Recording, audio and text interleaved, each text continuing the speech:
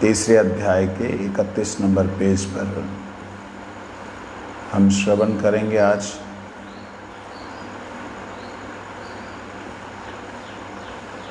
दूसरा पैरा। माया मुग्ध जीव को पहले ही कर्म का आश्रय ग्रहण करना पड़ता है। इसके बाद कर्म योग, ज्ञान योग, अंत में भक्ति योग को ग्रहण करना पड़ता है। माया मोहित जीवों को जब तक कोई एक सोपान न दिखा दिया जाए तब तक वे किसी प्रकार से ऊंचे भक्ति मंदिर तक उठ नहीं सकता। माया मुग्ध, माया में मोहित हुआ, मुग्ध हुआ जो जीव है उसे किसी न किसी प्रकार से कर्म का आश्रय लेना ही पड़ता है। कर्म तो देखा जाए ज्ञान में भी है, योग में भी है, भक्ति में ही है। कर्म तो सब जगह है, क्रिया तो सब जगह है, परंतु यहाँ किस कर्म की बात हो रही है? उस कर्म की बात हो रही जो कर्म अनित्य सुख के लिए है या अनित्य संसार या स्वर्ग इत्यादि के लिए, उसे कर्म कहते हैं। यहाँ कह रहे हैं भक्ति विनोद ठाकुर जी, जो कि वैष्णव दास बोल रहे हैं, वही सन्यासी, उनका नाम वैष्णव दास हुआ, जो महापंडित, बहुत विद्वान, वेदों को अच्छी तरह से समझने वाले, वो इस बात को लिख रहे हैं, वो इस बात को बोल रहे हैं। सो भक्ति विनोद ठाकुर जी लिख रहे हैं, कहते हैं उन्होंने कहा भक्ति योग एक तरह से मंदिर है, भगवान की सेवा एक मंदिर है।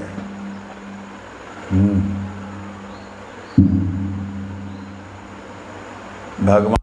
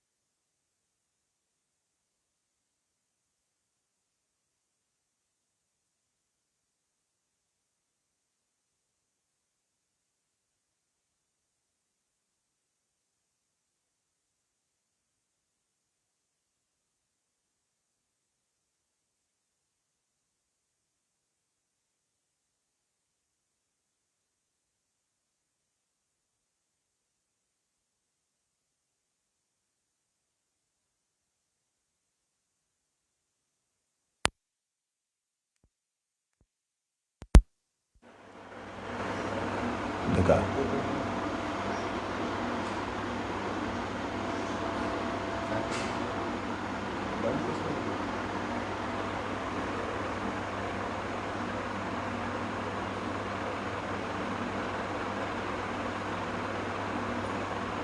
तो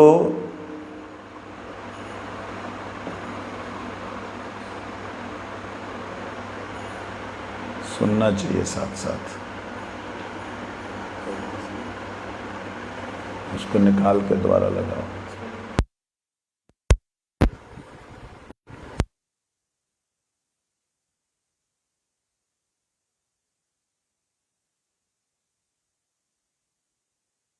करते हैं कि भाई तू जो है क्यों आ गया, किस लिए आ गया। हमें अकर्मी समझते हैं, हम बेकार हैं, दुनिया में हम बेकार लोग हैं, ऐसा उन लोगों का मानना है। वास्तविकता में देखा जाए तो बेकार कौन है? जो बेकार जी रहा है वो बेकार है।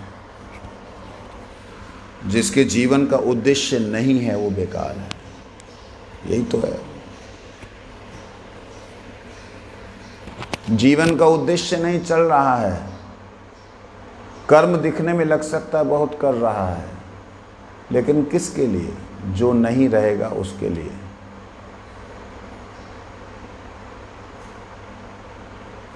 जो नहीं रहेगा उसके लिए। ऐसे कर्म को करते करते जीव जीवन में कितनी बार जन्म लेता है, कितनी बार मरता है। तो इसीलिए यहाँ कहते हैं अकर्म वही है जो किसी काम ना आए।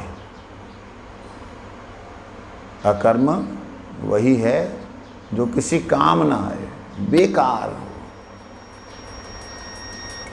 बेकार वो मुख है जो विरहे व्यर्थ बातों में। मुख तो वह है जो हरि नाम का कीर्तन किया करे। तो है कोई बात आ जाएगी।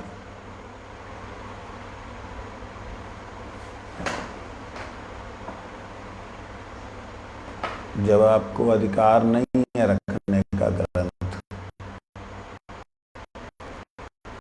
संभाल नहीं है, तो क्यों रखते हो?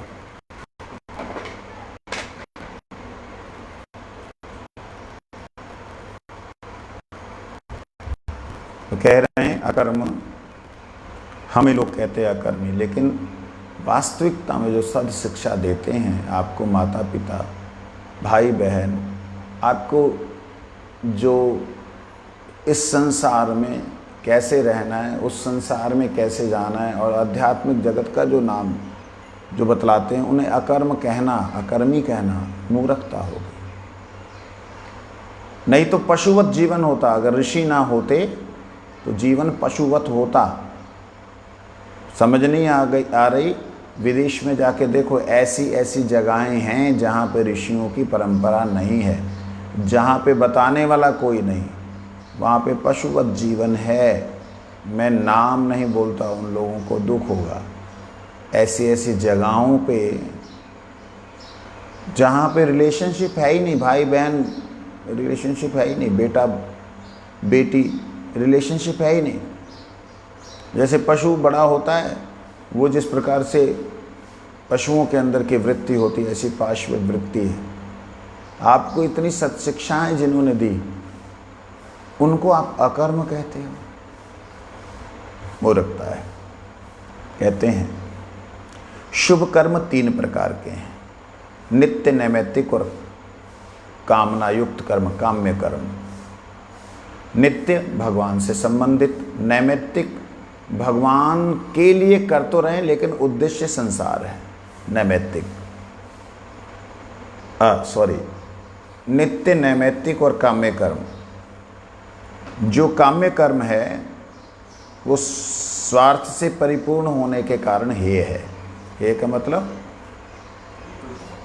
तुच्छ है। हेयता उपायदेयता के विचार से शास्त्रों में नित्य, नैमित्तिक और काम्य कर्म को ही कर्म कहते हैं। अकर्म और कुकर्म को कर्म नहीं कहा जाता। जो अकर्म है, कुछ नहीं करता, कुकर्म उल्टा करता है, इसको कर्म नहीं कहते हैं।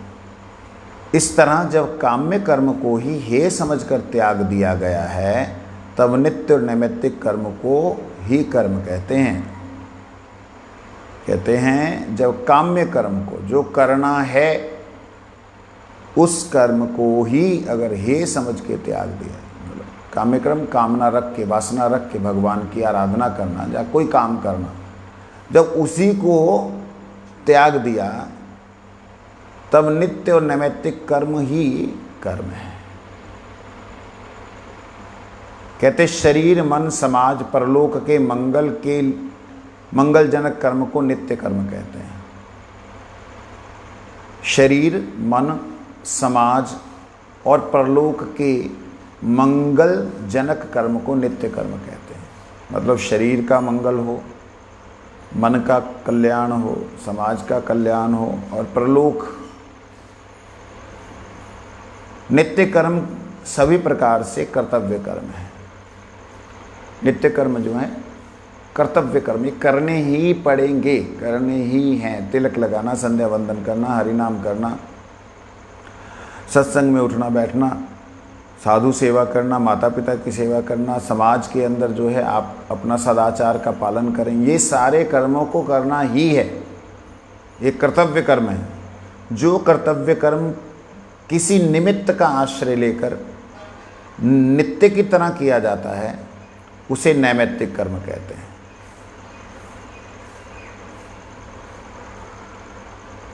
ध्यान दीजिए, कहते जो कर्तव्य कर्म, जैसे माता पिता की सेवा, हरिनाम, संध्या वंदन इत्यादि, ये सारे के सारे जो कर्म हैं, उनको किसी उद्देश्य से किया जाए, किसी लक्ष्य को रख के किया जाए, तब वो सारे कर्म नैमित्तिक हो जाते हैं। उद्देश्य आपका प्रभु नहीं है, उद्देश्य आपका नित्य कल्याण नहीं है, तो क्या हो गए? नैमित्तिक कर्म।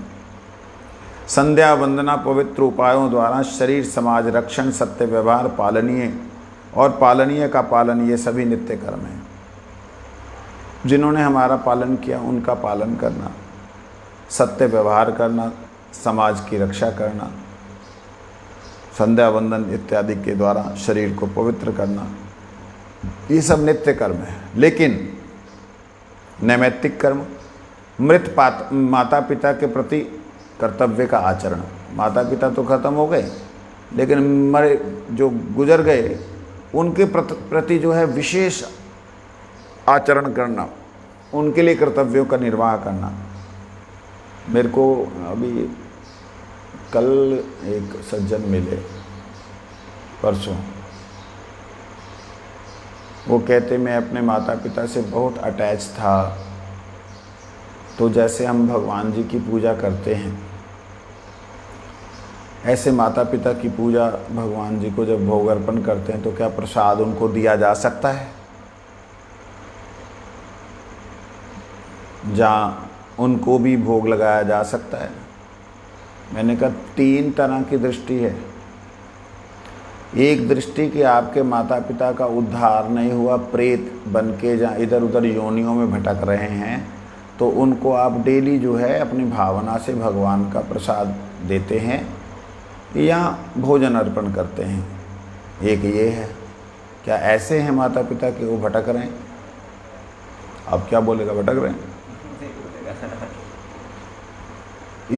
इसके अलावा अगर आप कहें माता पिता देवलोक में हैं, अगर वो देवलोक में है तो उनका एक दिन हमारा 1 साल के बराबर है। इसलिए हमारे यहाँ पे पितृ पूजन होते हैं 15 दिन। तो पितरों के पूजन के समय उनका एक समय भोजन मिलता है, तो उनका जो भोजन मिल रहा है उस समय आप भोजन दीजिए। अच्छा, मैंने कहा ये एक बात है। अगर आप कहें कि पिताजी माताजी जो हैं आपके भगवान के गोलोक धाम चले गए, मतलब वैकुंठ गमन हो गया, तो वहाँ का यहाँ का तो कोई गिनती नहीं है। फिर भी अगर गोलोक धाम में गोलोकवासी हैं, भगवान के धाम के वासी हैं, तब एक भाव से किया जा सकता है, मगर उनको कोई रिलेशन याद नहीं रहेगा वहाँ रहने पर।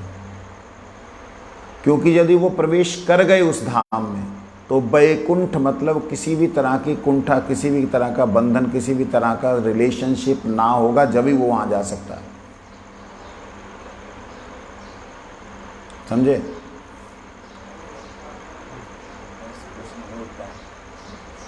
तो हमारे गुरु जो है बोलने देगा?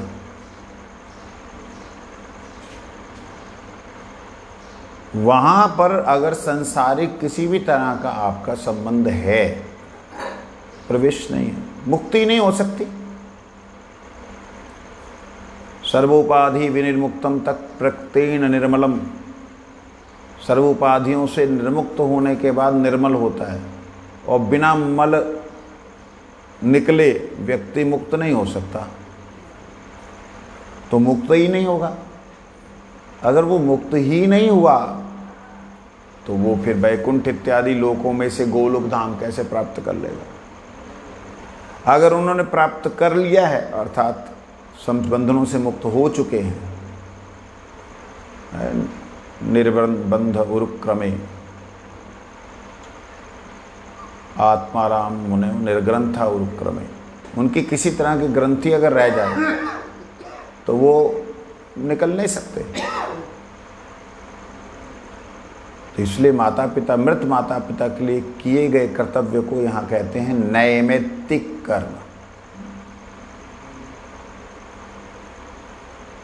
तो गुरुजनों का क्या होगा? तो माता पिता गुरु नहीं है? उस दृष्टि से अगर देखें तो क्या होगा? भगवान को जो हम भोग लगा रहे हैं तो उसके बाद गुरुजनों को अर्पण किया जाता है। जब गुरुजनों को अर्पण किया जाता है, उसमें तुम्हारे गुरु जो भी हैं उनको अर्पण हो जाता है। अलग से फिर आपको करने की माता पिता के लिए जरूरत नहीं।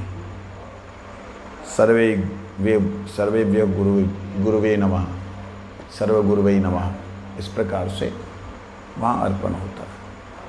क्यों? भगवान को नित्य अर्पण कैसे कर सकते हैं?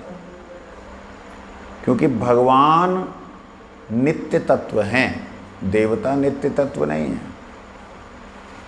भगवान नित्य, हर समय, निरंतर जीव को देते हैं, और निरंतर जीव जो देता है आत्मा के सहित शुद्ध भक्ति के द्वारा उसे ग्रहण करते हैं।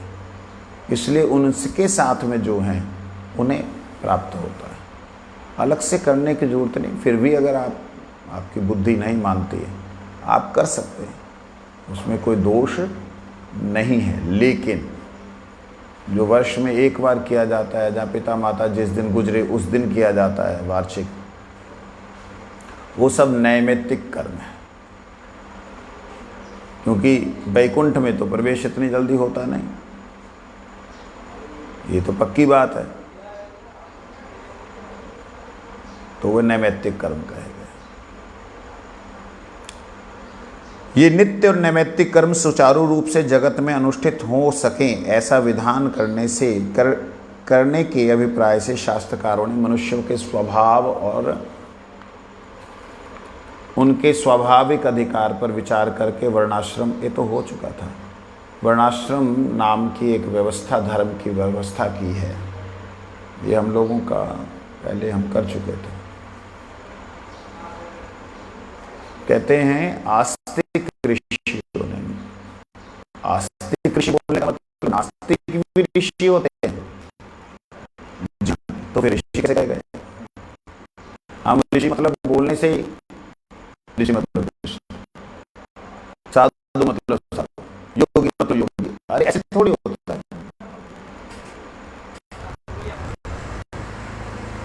ऋषि नास्तिक भी हुए, ऋषि चारवाक, जैमिनी और कई ऐसे ऋषि हुए हैं जो कि नास्तिक रहे। नास्तिक कैसे हो सकते हैं ऋषि? ऋषि उन्हें कहते हैं जो ऋत्विक के द्वारा, एक ऋत्विक सिस्टम, वैदिक सिस्टम के द्वारा जो अर्जित करे, जो निकाले, इन्वेंट करे समाज के लिए, देश के लिए, जो इस समाज में कुछ दे, उन्हें ऋषि कहते हैं। आज के हिसाब से ऋषि शब्द उनके लिए आप प्रयोग कर सकते हैं निसंकोच, जो लोग वैज्ञानिक हैं, सारे ऋषि हैं।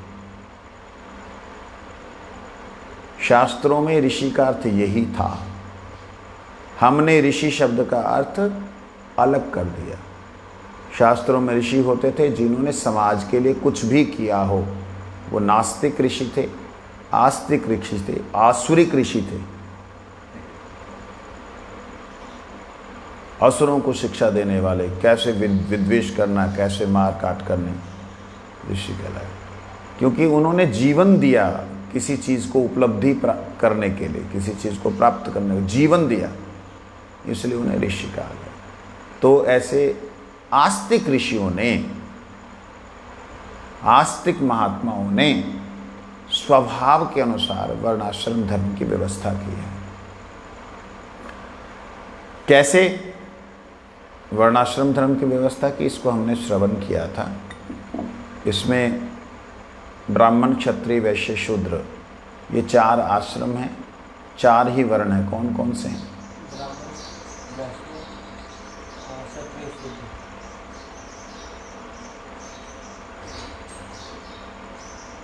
ये वर्ण है या आश्रम है? आश्रम, आश्रम। इसको बोलते हैं नकल मारना अकल के द्वारा। इतने दिनों से सिखा रहा हूँ, समझा रहा हूँ, कुछ समझ नहीं आया। क्या है ये? ब्राह्मण, क्षत्रिय, वैश्य, शूद्र आश्रम है कि नहीं? क्या है? बोलो। ये वर्ण, वर्ण। आश्रम क्या है? ब्रह्मचारी, गृहस्थ, वानप्रस्थ, सन्यास। इनको याद मत करना, इनको याद करोगे कहीं अगला जन्म बढ़िया हो जाए। कहते हैं चारों के चारों वर्ण, ब्राह्मण, क्षत्रिय, वैश्य, शूद्र, ये चारों के चारों वर्ण आश्रमों को आश्रय करके रहते हैं। आश्रमों को आश्रय करके रहने का मतलब ब्राह्मण, क्षत्रिय, वैश्य और शूद्र के सारे ब्रह्मचारी, गृहस्थ, वानप्रस्थ और सन्यास इन आश्रमों के अंदर ही रहते हैं। जिसने शादी नहीं की वो ब्रह्मचारी, शादी नहीं की, कुकर्मों में व्यस्त है, उसे ब्रह्मचारी नहीं कहा जाएगा। वो तो फिर अलग कैटेगरी में आ जाते हैं, दुराचारी, ब्रह्मचारी नहीं।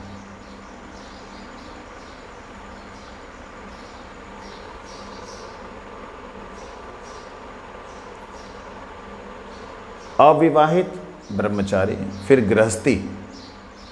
गृहस्थी मतलब विषय वासनाओं में लिप्त, और विषय वासनाओं को छोड़ने वाला वानप्रस्थी। विषय वासनाओं को छोड़कर संन्यास ग्रहण करने वाला वह सन्यासी। मतलब मूल रूप से देखा जाए तो 2 ही आश्रम हैं, जहाँ तो ब्रह्मचारी है, जहाँ गृहस्थी है। वानप्रस्थ और सन्यास तो गृहस्थ से मुक्त है। तो जो ब्रह्मचारी से गृहस्थ, गृहस्थ से वानप्रस्थ, वानप्रस्थ से सन्यास में गया, वह सर्वश्रेष्ठ आश्रम सन्यास है, सर्वश्रेष्ठ वर्ण जो है ब्राह्मण है, ऐसा कहा गया शास्त्रों में।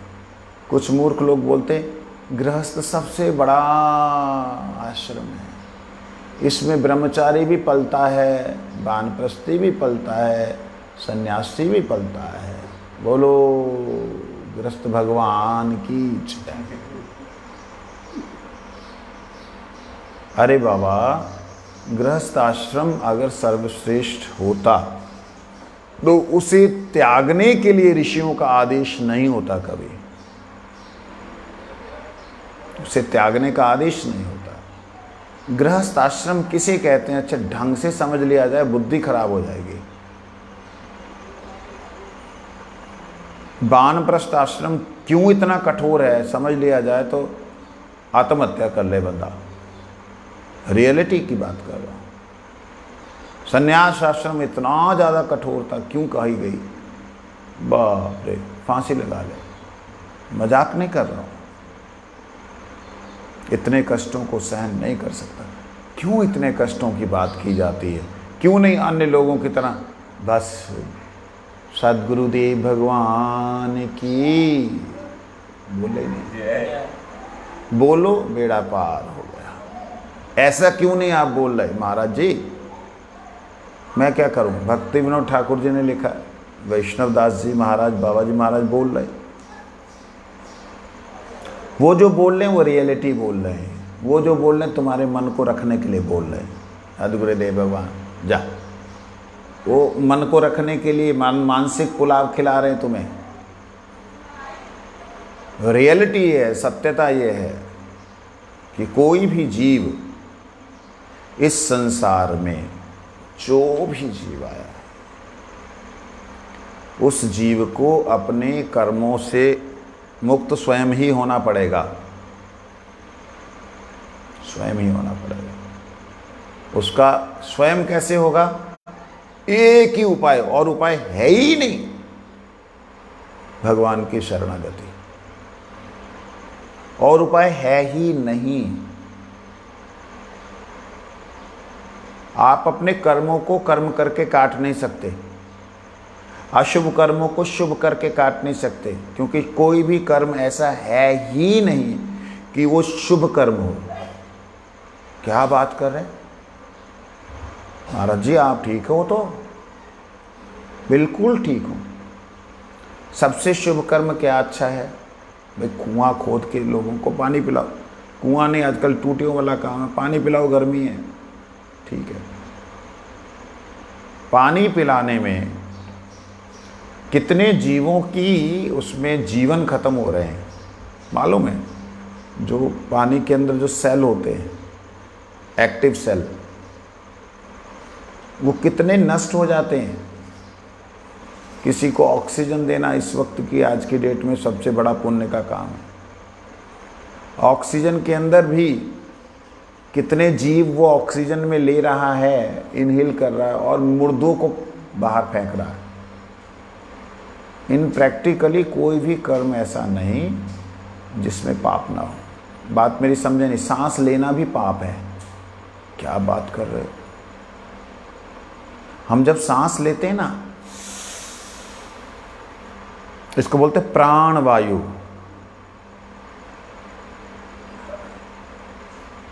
ये जो एयर है ये लाइफ एयर है, और जब हम छोड़ते हैं वो मरी हुई हवा है, उसके अंदर मृत हवा है। क्या लेते हैं, क्या छोड़ते हैं?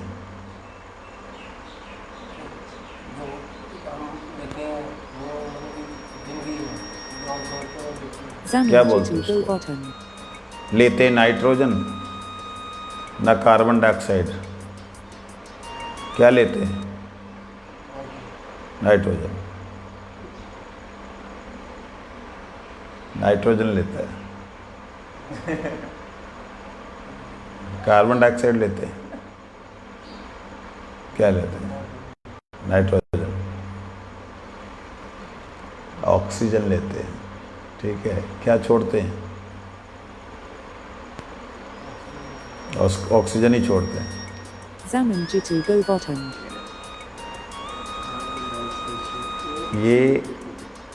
ये चीज़ हमें समझनी चाहिए। ऑक्सीजन मतलब उसमें जीव हैं, कार्बन डाइऑक्साइड का मतलब उसमें जीव नहीं। हमारा जिससे जीवन बच नहीं सकता वो पेड़ पौधों का उससे बचता है। उल्टा है ना? वो जो छोड़ते हैं उनसे वो बचेंगे नहीं, उनसे हम बचते हैं।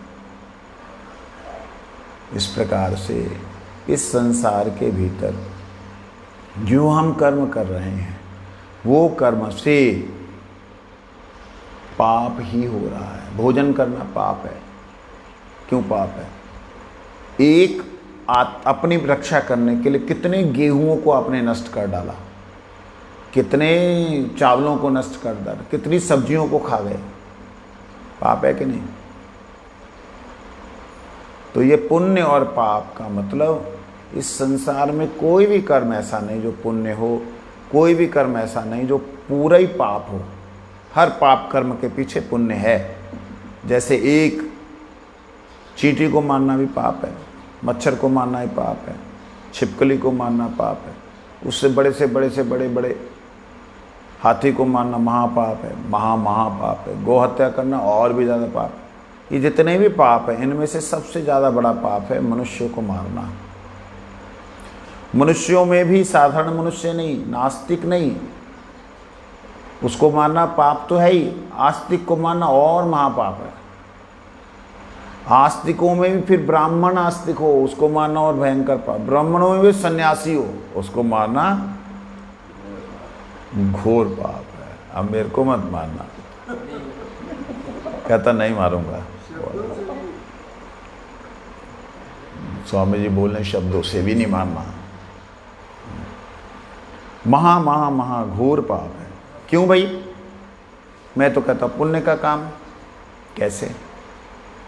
एक सन्यासी मेरे जैसे व्यक्ति को, सबकी नहीं बात कर रहा हूँ भाई, मार करके जो कि सर्वश्रेष्ठ अवस्था में है, वर्णाश्रम की सबसे टॉप अवस्था पे बैठा हुआ है, मतलब आखिरी सीढ़ी पे है भगवान को प्राप्त करने की, उसको मार के कोई जंगल में फेंक दे, करोड़ों कीड़ों का भोजन मिल गया, अरबों कीड़ों का भोजन मिल गया। मिला कि नहीं मिला?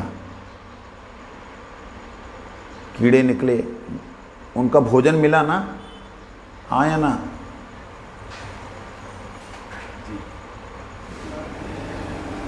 वो पुण्य नहीं हुआ? डेफिनेटली पुण्य है। इतने करोड़ों जीवों का पेट भर गया, पुण्य है। इसको महाघोर पाप क्यों कहा गया? इसलिए कहा गया कि ऐसा व्यक्ति जो इस संसार में स्वयं भजन कर रहा है, सैकड़ों को और चेतनता ला रहा है, उसको मारना महा पाप नहीं, भयंकर, उसके गति नहीं है कोई। जितने जीव उसके शरीर में हैं उतने जीवन उसे नरक भोगना पड़ेगा, ऐसा बोला गया। क्यों बोला गया? क्योंकि उसी जीव से, उसी एक महापुरुष से, उसी एक महात्मा के द्वारा अनंत जीवों का कल्याण हो सकता था। तो इस संसार में, विषय पे वापस आता हूँ, इस संसार में कोई भी कर्म ऐसा नहीं है जो कि पुण्य कर्म हो, कोई भी कर्म ऐसा नहीं जो कि पाप कर्म हो। ये पाप और पुण्य ये हमारे बंधन के कारण हैं। इसीलिए इन पाप और पुण्य से निकल करके कर्म वह करो जो कर्म करने से भगवान प्रसन्न हो। अगर भगवान के निमित्त, अगर महापुरुष हरि गुरु वैष्णव के निमित्त कोई कर्म करते हो, उस कर्म में हो सकता पाप दिखाई दे रहा हो, लेकिन वह भी पुण्य ही नहीं, भक्ति और प्रेम का वर्धक होगा। क्यों? क्योंकि उसमें जो भी जीव उनकी सेवा में लग रहे हैं उनका कल्याण हो रहा है। बात समझे? सब्जी, चावल, गेहूं, जो भी चीज़ भगवान की सेवा में लग रही है, उन जीवों का जीवन सार्थक हो गया। वही हरि गुरु वैष्णव पा रहे हैं तो परम सार्थक हो गया। तो इसलिए कहते हैं प्रत्येक कर्म जो है वह कर्म श्रेष्ठ नहीं है। वह कर्म, कोई भी कर्म इस जगत में श्रेष्ठ नहीं है। केवल श्रेष्ठ एक ही कर्म है जो भगवान के निमित्त किया जाए, भगवान के उद्देश्य से किया जाए। इसलिए ब्राह्मण, क्षत्रिय, वैश्य, शूद्र, उनके जितने भी कर्म हैं, उन कर्मों को भगवान के अर्पण नहीं किया गया तो सारे के सारे कर्म बंधन के ही कारण हैं।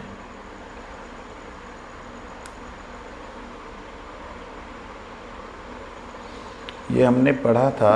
इसके अगले वाले जो श्लोक हैं 33 नंबर से जो है भागवत जी का 11वें स्कंद के 17वें अध्याय के 15 से 21 तक श्लोक एक साथ दिए हुए हैं, जो कि वर्णाश्रम धर्म के विषय में विशद वर्णन है। वर्णानाम आश्रमानांश्च जन्मभूम्यानुसारिणी आसन प्रकृत्यो नृणां नीचैर्नीचो उत्तम उत्तम शमो दमस्तपः शौचं संतोषः क्षान्तिरार्जवं मदभक्तिश्च दया सत्यं ब्रह्म प्रकृतयस्त्विमां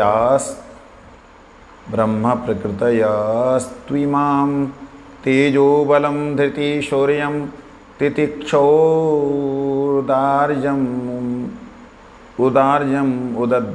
उद्दम्य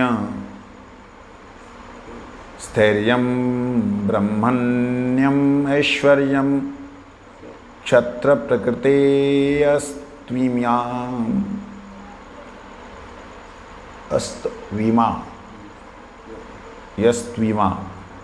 यस्त्व इमाम इमा आस्तिक्यं दाननिष्ठा च अदम्भो ब्रह्मसेवनम्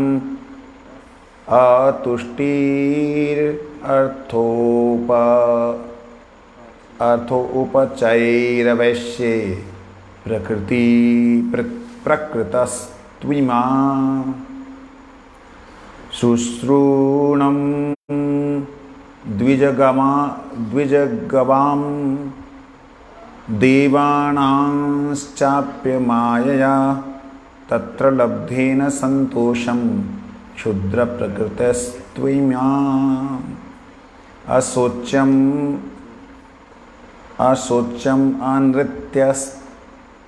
अनित्यंस्तेयं नास्तिक्यं शुष्कविग्रह कामः क्रोधश्च तरश्च समा भैया तुम मत बोलो स्वभावो अन्यस्त्य अवसायिनाम् अहिंसा सत्यम् अस्तेयं कामक्रोधलोभता भूतप्रिय हि तेहा च धर्मो अयं सार्ववर्णिका। क्या कहते हैं?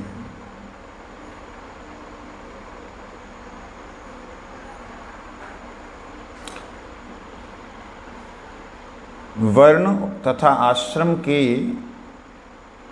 जन्म स्थानानुसार मनुष्य की नीच और उत्तम प्रकृति उत्पन्न हुई।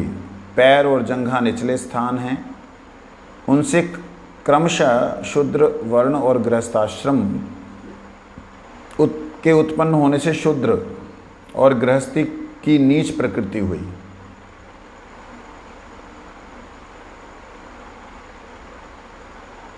किसी को बोल दो ऐसा।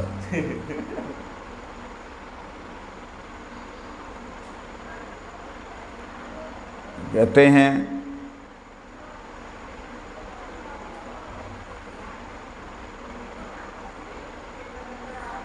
वर्णाश्रम में यहाँ वर्णन कर रहे हैं,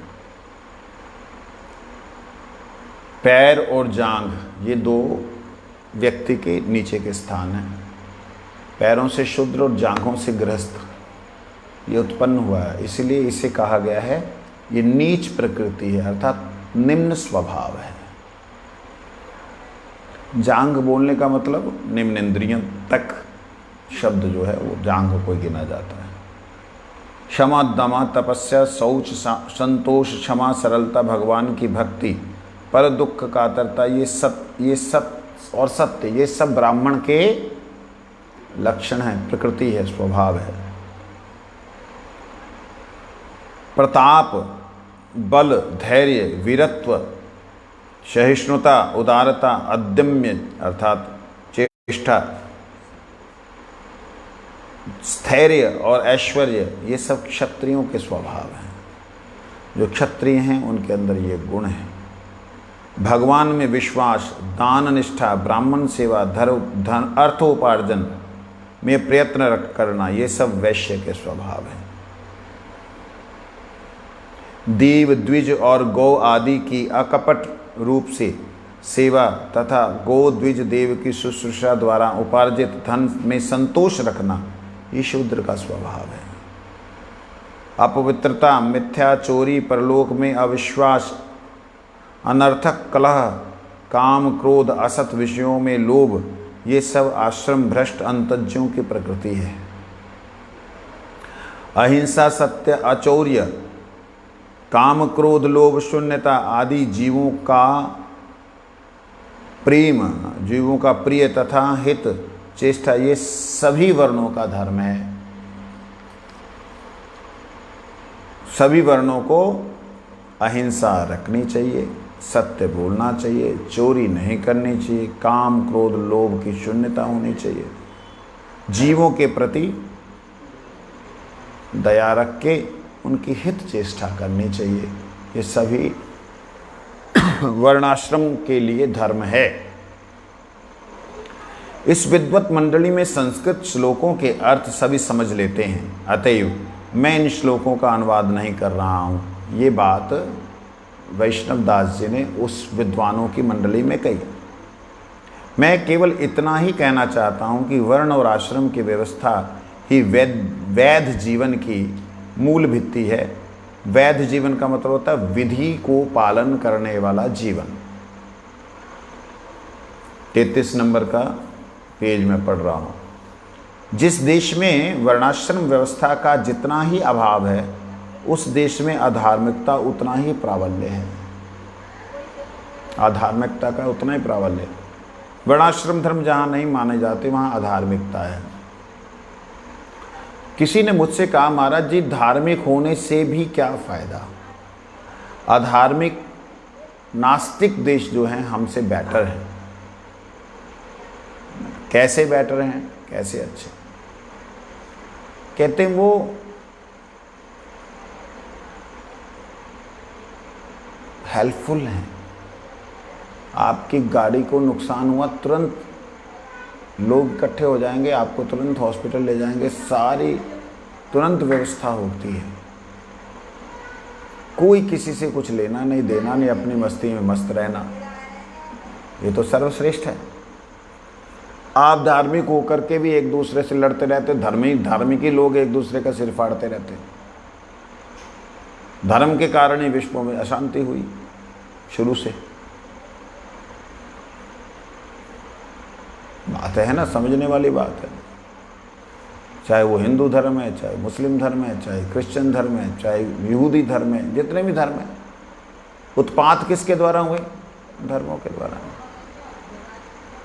तो इस बेटर तो ये है कि इन सब धर्मों को छोड़ के बंदा बंदा बन जाए। इंसान का धर्म, मानव धर्म सर्वश्रेष्ठ है। मेरे से कहा, मैंने कहा बिल्कुल सही बात। यही बात तो शास्त्र कहते हैं, इसी को तो धर्म कहते हैं शास्त्र। मतलब क्या है? मैं कहा तुम इसे धर्म शब्द क्यों नहीं दे रहे नाम? धार्मिक कौन है? यहां कहते हैं अहिंसा, सत्यम, अस्तेयम, काम, क्रोध, लोभतः, भूत प्रिय, हितेह च धर्मो अयम सर्वा वर्णिकः। सभी वर्णों के लिए ये धर्म है, ये मानना ही पड़ेगा। क्या? अहिंसा। हिंसा मत करो। मैं तुम्हारे यहाँ पे तो हिंसा होती। कहते कहाँ होती? मैंने कहा मनुष्यों को छोड़ करके बाकी किस जगह नहीं हो रही, बता दो। फ्रांस के अंदर आप हैरान रह जाएंगे पेड़ों को देख करके। ऐसे लगता है पेड़ मनुष्यों से ज़्यादा बुद्धिमान है। पेड़ जैसे है ना, एक शेप यहाँ पे है, वैसे ही सारे पेड़ों की शेप है। मतलब ऐसा होता है, ये क्या है? वो है विश्व का अगर गार्डन है, दैट कॉल्ड फ्रांस। विश्व का बगीचा फ्रांस है। मैंने कहा ऐसे कैसे हो सकता है? सबकी शेप एक जैसी कैसे हो सकती है? इतने डिसिप्लिन्ड कैसे हो सकते हैं? बाद में पता लगा उनके पास मशीनें हैं। उस मशीनों से वो ऐसे करके करते हैं, वो कट जाता है। मैंने कहा ये कितनी बड़ी तुम्हारी आंखों को अच्छा लगना चाहिए, तुम एक पेड़ को बेचारे को ढंग से फलने भी नहीं दे रहे, फूलने भी नहीं दे रहे। चुप, सीन नीचा हो गया। इतने बढ़िया मनुष्य हो, इतने बढ़िया सज्जन व्यक्ति हो, हमारे यहाँ हो या टेढ़े मेढ़े पेड़ कहीं भी लगे हुए हैं, किधर से भी उसका सिर निकला है, पैर निकला है। तुम्हारे यहाँ मनुष्य को छोड़ करके किसको ऐसा है जिसको खा नहीं जाते? भाई सबसे पहले अहिंसा है। अहिंसा सबसे पहला धर्म है सभी के लिए, चाहे वो अंतज्ञ है, चाहे वो नास्तिक है, आस्तिक है, सबके लिए अहिंसा पहला। मैंने कहा कितनी मछलियों को रोज खा जाते हो, कितने मुर्गों को खा जाते हो, कितने बकरों को खा जाते हो। भाई मनुष्य को सिर्फ इसलिए नहीं खाते, थोड़ी सी शालीनता नहीं दिखती, नहीं तो तुम तो उसे भी खा जाओ। शालीनता नहीं नजर आती। कई देश तो ऐसे मनुष्य को खा जाते हैं। हमारे बगल का देश तो एक ऐसा है जो किसी तरह के जीव को छोड़ते ही नहीं। सांप, बिच्छू, कातर, चमगादड़ खा खू करके पता नहीं कैसे कैसे रोग पैदा करते रहते हैं। तो ये धर्म कहाँ है? हम हैं वास्तविकता में धार्मिक। अहिंसा, हमारे भारत में अहिंसा शब्द के कारण ही आज पूरा विश्व शांत बैठा है। नहीं तो अगर जिस दिन हिंसुक हुए हिंदुस्तानी, क्या करेंगे ना पता नहीं तुम लोगों को। शांत, उत्पात कितने हजारों सालों से हमारे ऊपर अत्याचार हो रहे हैं। शांत, लुट्टी जाओ, लुट्टी जाओ। हमने थोड़ी संसार में रहना, छोड़ के चले जाना। ये भावनाओं से भरे हुए हैं, हमारी निंदा करते हो। मैंने अच्छी तरह से क्लास लगाई। उसके बाद है सत्य। तुम्हारा किसके प्रति सत्यता है? तुम्हारी माँ की, तुम्हारे पिता के प्रति थी, तुम्हारे प्रति है? पता ही नहीं है किसके पुत्र हो तुम। जिसने मेरे से प्रश्न किया उसको जवाब दे रहा है। सत्य। No, we are saying always we are following the truth. क्या truth? कैसा सत्यता है? तुम अपने ऊपर अपने बात पे टिक ही नहीं पा रहे हो। हमारे यहाँ तो एक बार बंध जाए गले में तो ढोल बजाना ही पड़ेगा। विवाह का बंधन एक बार क्या, 7 जन्म तक बोलते नहीं छोड़ूंगी साथ। तो कहते हैं इसलिए उस देश में उतनी ही अधार्मिकता है जिस देश में वर्ण व्यवस्था का, वर्ण आश्रम की व्यवस्था का पालन नहीं है, अभाव है। जहाँ ब्राह्मण क्षत्रिय वैश्य शूद्र अपने अपने धर्म का पालन नहीं करते, उस देश में उतनी ही अशांति है। अब आप देख लीजिए अगल बगल के कितने देशों में बम ब्लास्टिंग हो रही लगातार, गोलीबारी हो रही लगातार। अपने आप को धर्म के सबसे बड़े ठेकेदार समझने वाले लोग, दूसरा कोई धर्म है ही नहीं, हमारा ही धर्म सर्वश्रेष्ठ है बोलने वाले लोग कितने अशांत हैं, कितना अशांति फैला रखी है ना। इसलिए कहते हैं जहाँ पे ये वर्णाश्रम धर्म को नहीं मानेंगे उतना ही वो अधार्मिक हो जाएगा। अब विचारणीय यह है कि कर्म के संबंध में जिन नित्य और नैमित्तिक 2 शब्दों का व्यवहार किया गया वह किस प्रकार होता है। शास्त्रों के गुणातिगुण तात्पर्य पर विचार पूर्वक देखने से कर्म के संबंध में तो वे दोनों शब्द परमार्थिक भाव से ही व्यवहृत नहीं होते हैं, केवल व्यवहारिक अथवा औपचारिक भाव से व्यवहृत होते हैं। नित्य धर्म, नित्य कर्म। हाँ, कहते हैं कर्म के संबंध में शब्द प्रयोग किया गया नित्य और नैमित्तिक। वास्तविकता में कर्म के साथ में नित्य और नैमित्तिक शब्द जो है वो प्रयोग करने से भी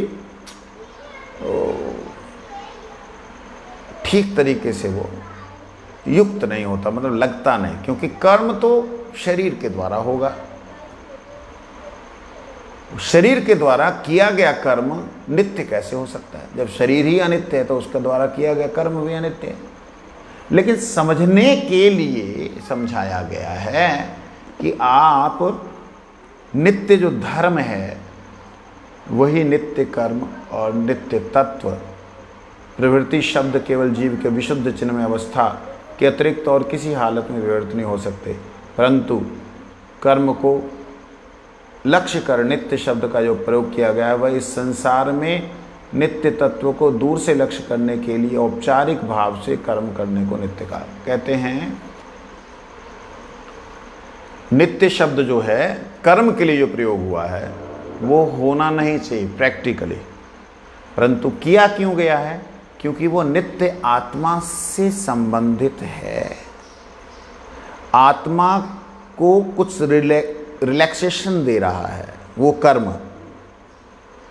केवल एक कर्म है जो ले ही रहा है आत्मा से। क्या? ऊर्जा ऊर्जा ऊर्जा। आत्मा को रिवर्स में ऊर्जा नहीं दे रहा है। तो जो एक्शन आत्मा को रिवर्स में ऊर्जा देके उसको ऊर्जित करे, उसको आनंदित करे, उसको शक्तिमान बनाए, वह कर्म को नित्य कहा गया है। वास्तविकता में कर्म नित्य नहीं है। बात समझे? नहीं समझे? कर्म मतलब क्रिया, क्रिया नित्य नहीं है, उसका एक्शन रिएक्शन उस पर डिपेंड करता है। वो अगर आत्मा को आनंद देने वाला है तो वो कर्म नित्य हो गया। जैसे मृदंग बजाना, करताल बजाना,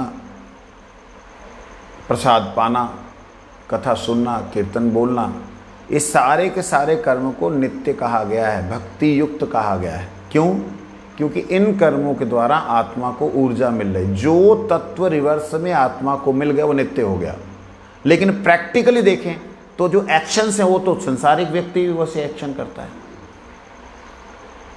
संसारिक व्यक्ति की क्रिया भी तो ऐसे ही है, बोल रहा है, चाल रहा है।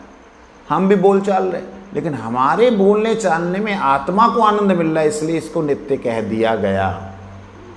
वास्तविकता में कर्म तो पक पक पक हाथ हिलाना, ये हाथ हिलाना, पक पक पक बोलना, कर्म तो कर्म है, मगर ये कर्म जड़ होने पर भी चैतन्य तत्व को, आत्मा को लक्षित कर रहा है, परमात्मा को लक्षित कर रहा है, इसलिए इसे नित्य कर्म कहा गया। वास्तविकता में क्रिया नित्य नहीं है। हाँ, ये जो आत्मा को आनंद मिल रहा है ये कर्म करने से, ऐसे कैसे मालूम चले कि इसमें तो आत्मा को आनंद मिल रहा है, उसमें नहीं आनंद मिल रहा है? क्योंकि आनंदित तो वो भी हो रहा है जो डिस्को में डांस कर रहा है, और हम भी इधर कीर्तन में डांस करके आनंदित होते हैं, दोनों में आनंद है। देखिए, प्रश्न इन्होंने किया, आपको शायद सुनाई दिया कि नहीं। कह रहे हैं कि जो डिस्को में डांस करता है उसे भी आनंद आता है, हम कीर्तन में करते हैं हमें भी आनंद आता है। देखिए, जिस क्रिया को करके आपको बाद में कष्ट मिल रहा है, तकलीफ हो रही है, समझना वो आत्मा को संतुष्ट नहीं कर रही। जिस क्रिया को करने में कष्ट हो रहा है, रिजल्ट में सुख मिल रहा है, तो समझना आत्मा प्रसन्न हो रही। जैसे डिस्को में खूब नाचे, दारू पी पागलों की तरह, और पी करके उल्टे सीधे नालियों में गिर गए। अब उसका रिजल्ट क्या हुआ? जब वो जगेगा, जब उसकी होश खुलेगी, उसका रिजल्ट क्या हुआ? वो लॉस महसूस करेगा। मतलब जैसे लुटा हुआ व्यक्ति हो। और एक महात्मा, वो भी रात भर नाच रहा है, कीर्तन कर रहा है, उसके बाद उसकी जब समाधि लगती, मतलब निद्रा आती है, उठता है, आहा, आज तो आनंद ही आनंद है। ये तो साथ साथ रिएक्शन। एक व्यक्ति संसार के विषय भोगों में लिप्त होकर के, विषय भोग संसार के सुख, स्त्री पुरुष संबंधित सुख, उसमें से लिप्त होकर के भोग करके बाहर आया। उसको आप राम राम भी बोलो ना, कहो छोड़ यार अभी भाई बाद में बात कर, संसारिक विषयों से निकल। और एक व्यक्ति सत्संग से निकल के गया, उसको गाली दे पागल, वो कहेगा छोड़ यार इसको क्या बोलना। कोई राम राम बोले, हाँ जी राम राम, कैसे हो जी, उसका अंदर आनंद कितना बढ़ा कि वो आनंद मन में भी, बुद्धि में भी, शरीर में भी रिएक्ट हो रहा है। और संसार के विषय को भोग करके कितना दुख बढ़ा कि उसको राम राम कहने से बोला चल छोड़ यार अभी बाद में बात करियो,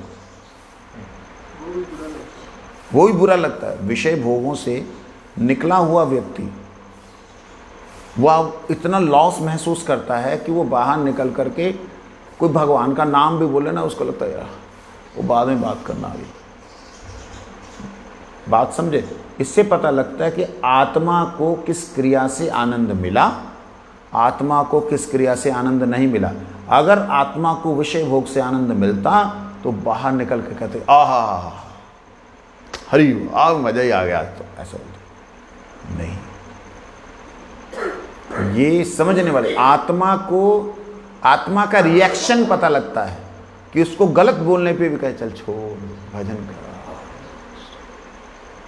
तो इसलिए आत्मा का एक और भी है, बहुत से लक्षण है। फिलहाल समय हो गया। 5 लोगों के पास